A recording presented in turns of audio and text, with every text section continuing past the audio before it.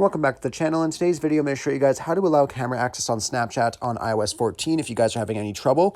Now, one of the first things I recommend that you guys do is just head over to your settings, and you want to scroll all the way down to Snapchat under your settings. Once you find Snapchat under your settings, you can go ahead and just click on it.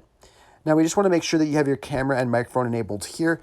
Just first off, you can go ahead and try that. If yours was disabled, this should work for you. If not, we can exit out of settings, and we want to scroll up to another setting. So we're just going to open up screen time.